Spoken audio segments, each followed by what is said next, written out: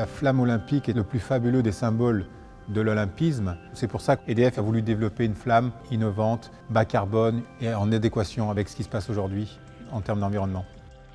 Il semblerait que la flamme de Pékin, elle ait consommé pendant les Jeux l'équivalent d'une ville moyenne pendant un an, quoi. Et en plus, le gaz qui brûle, il est parti en fumée, il n'existe plus, on ne peut plus rien faire derrière.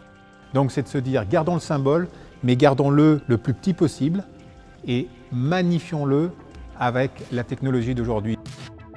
Pour ce qui concerne la torche, un concept complètement nouveau. On partait d'un combustible solide, une matière, la biomasse, une plante, le miscanthus. Le miscanthus, en fait, c'est ce qu'on appelle l'herbe à éléphant en fait, en Asie. Elle a 4 fois le rendement en fait, du bois en termes énergétiques.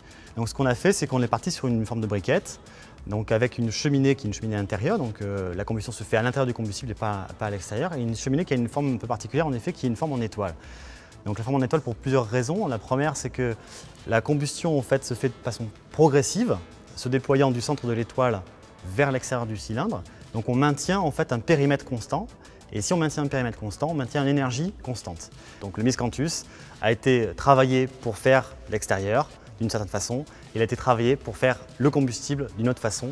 Et on a vraiment à la fin en fait, un objet qui est 100% d'origine végétale et monomatière. On a eu des tests qu'on en a fait dans une soufflerie, dans des conditions extrêmes, pour démontrer que notre flamme, elle était complètement conforme aux spécifications techniques. Donc là, on a eu un grand moment j'allais dire, de satisfaction. Rajoutons à cet aspect technique-là une dimension un peu plus artistique pour créer de l'émotion, parce qu'on proposait plus qu'un combustible, on proposait un concept. À la fin, c'est quand même de l'émotion qu'on voulait créer. Et on a intégré d'autres contributeurs dans notre projet. Cette flamme, on va la poser sur le toit à une échelle de petites flammes, comme un petit bijou précieux qui vient de la nuit des temps et qui vient d'Athènes. Et son image va être portée dans le monde et pour les gens du stade à une échelle, pour le coup, qui est l'échelle du chaudron habituel. Autour de la vraie flamme sont disposés des capteurs et des caméras qui vont filmer en permanence cette flamme. Et l'image de cette flamme est reproduite sur les deux faces internes et externes de chacun des pétales. Parce que tout le projet, c'est ça, en fin de compte, c'est de dire on a cette petite flamme, on la protège par ce dispositif qui se déploie autour d'elle et qui va la magnifier, qui va l'agrandir et qui la protège dans la suivante.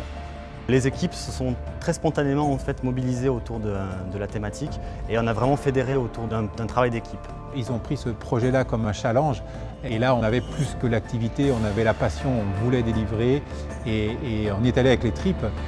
Le challenge, il était là. Comment peut-on fournir des propositions concrètes au comité d'organisation sur des solutions bas carbone et en phase avec le contexte énergétique d'aujourd'hui. Et ça, on l'a fait et ça existe. Donc on dispose aujourd'hui de ce livrable-là. Le CIO, il viendra un jour ou un autre.